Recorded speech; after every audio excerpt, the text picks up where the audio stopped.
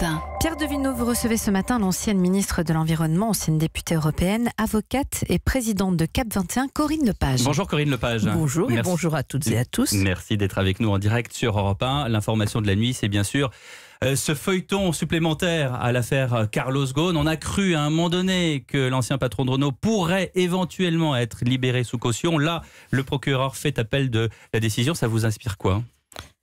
Vous qui avez connu Carlos Ghosn par le passé, bien sûr. Je l'ai rencontré. La justice japonaise est très dure, très sévère. Alors, très franchement, je me pose beaucoup de questions, comme beaucoup de nos concitoyens, sur cette affaire-là. Savoir quelle est la part du, entre guillemets, complot. Et bon, il y a très probablement un fond de vérité. Ceci dit, c'est rude.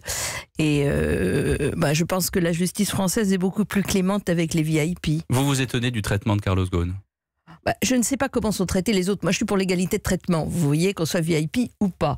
Je trouve que c'est un traitement très sévère pour n'importe qui.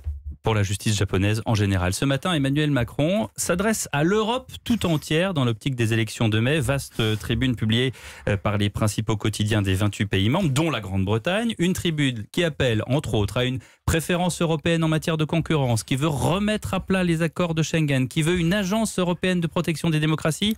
L'ancien député européen en pense quoi de cette vision macronienne de l'Europe ? J'en pense qu'il y a des idées qui peuvent séduire les Français là-dedans. Je ne suis pas sûre qu'elles séduisent tous les Européens.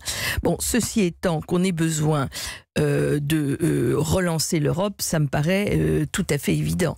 On ne peut pas, même si on a beaucoup de problèmes chez nous, ne pas voir ce qui se passe au niveau du monde. On est dans une ère de mondialisation et si nous ne nous donnons pas les moyens d'être efficaces et puissants à l'égard de la Chine, à l'égard des États-Unis et d'autres puissances émergentes, eh bien, dans 20 ans ou dans 30 ans, il n'y aura plus d'Europe. Même si ça ressemble à des mesures de protectionnisme.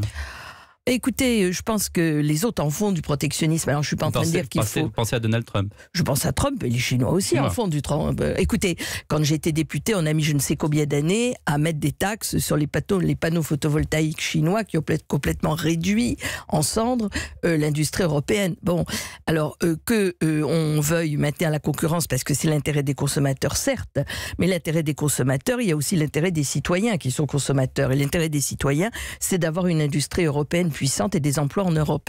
Politiquement, cette tribune, c'est un appel du 18 juin ou un sauvetage de son quinquennat ? Écoutez, ça c'est l'avenir qui le dira. Il y a encore une fois, cet élan vers l'Europe est positif. Maintenant, je ne suis pas sûre que ce soit parfaitement bien reçu par tous nos concitoyens européens. D'accord, ça c'est une forme de réponse. Sur le climat, Corinne Lepage, zéro carbone en 2050, c'est jouable ? Oui, c'est zéro carbone, ça veut dire quoi ? Il faut que les gens comprennent bien de quoi on parle. Soyons pédagogiques. Zéro carbone, ça veut dire je n'émets pas plus que je ne retiens. Ce qui veut dire implicitement, je peux continuer à émettre à condition d'avoir des technologies qui me permettent de stocker. Ça, c'est extrêmement dangereux. Moi, je suis beaucoup plus sur l'objectif européen qui est de diviser par 4 nos émissions de gaz à effet de serre. Au moins ça, c'est concret et on sait comment on peut le faire. Je ne dis pas que c'est facile, mais je dis qu'on sait comment on peut le faire. On est dans la réalité et plus dans l'utopie. Voilà, ce qu'on appelle la géo-ingénierie, tous ces systèmes qu'on nous promet, qui vont permettre de capter le carbone, on ne sait pas comment, peut-être dans l'atmosphère, peut-être dans le sol, peut-être autrement. Tout ça, c'est très joli, mais pour le moment, on ne sait pas le faire. Vous savez, moi, on saura ? Je n'en sais rien. Moi, je peux vous dire qu'en matière nucléaire, ça fait 45 ans que j'entends dire qu'on va savoir traiter la question des déchets. 45 ans plus tard, on ne sait toujours pas, on n'a pas avancé d'un poil. Voilà. Donc non, moi je crois qu'il faut des choses très précises. La réduction des émissions de gaz à effet de serre, ça c'est un objectif précis et clair. Aller vers zéro carbone, oui bien sûr, tout ce qu'on pourra stocker, ce sera bienvenu, mais c'est en plus, c'est pas à la place d'eux. Et l'instauration de cette Banque européenne du climat ? On pourrait peut-être aussi réfléchir à ce que la BCE pourrait faire pour favoriser davantage le climat sans créer un outil supplémentaire. Voilà, exactement. Donc ensuite, c'est une question d'allocation des fonds. Il faut aller discuter un peu avec nos amis allemands, voir ce qu'ils seraient prêts à lâcher. Trouver de l'argent avant de créer une banque. Il y en a de l'argent. Le tout, c'est qu'il soit bien orienté. Moi, j'avais proposé qu'on crée un fonds de remédiation en France pour ce genre de choses. C'est-à-dire qu'on permette d'allouer des sommes hors droit de succession, c'est-à-dire comme avoir le même régime fiscal que pour la forêt. Vous stockez pendant 30 ans de l'argent, c'est-à-dire que vous n'en profitez pas, vos enfants profiteront.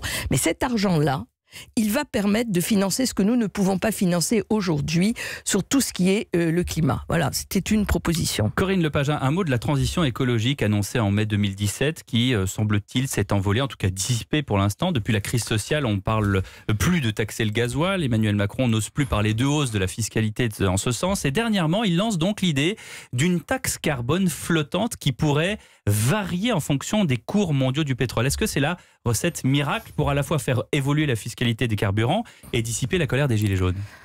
Je n'en suis pas certaine. Moi, je suis pour une taxe carbone, tout simplement. Tout simplement. Tout simplement parce que... Crise sociale ou pas? Non, j'ai pas dit ça. J'ai pas dit ça. Sur le principe, je suis pour une taxe carbone. Pourquoi ? Parce qu'il faut que ce que nous coûtons à la société, nous le payons quelque part. Mais ça veut dire une taxe carbone aussi pour l'aérien, qui paye rien du tout, pour le transport maritime, qui fait des efforts, mais qui paye rien du tout non plus, ou pas grand-chose. Voilà. Il y a cette crise sociale, c'est-à-dire l'impossibilité qu'ont les gens aujourd'hui de pouvoir vivre décemment. Comment est-ce qu'on répond à ça ? En leur en donnant les moyens. Comment ? Eh bien, précisément, si vous avez une taxation qui est totalement allouée à la possibilité d'avoir des véhicules peu consommateurs hybrides, à pouvoir se chauffer différemment en économisant beaucoup plus d'énergie, vous redonnez du pouvoir d'achat. Donc pour moi, on ne peut pas parler de taxes si on ne parle pas en même temps de l'usage qu'on va en faire. Si c'est pour partir dans le trou sans fin de la dette publique, très franchement, il vaut mieux faire autre chose. Merci beaucoup Corinne Lepage d'avoir été avec nous sur Europe 1. Et n'hésitez pas à réagir sur les réseaux sociaux, envoyez-nous vos messages avec le hashtag Europe 1. Pierre de Villeneuve sur Europe 1. À ne pas manquer dans le journal de 8h, les confidences de Mickaël Darmon sur la tribune d'Emmanuel Macron ce matin sur l'Europe, la libération sous caution de Carlos Ghosn avec cet appel du procureur à l'instant. Et puis on va vous raconter que l'hôpital marseillais de la Timone va bientôt tester le cannabis pour traiter certaines maladies. Puis dans une minute...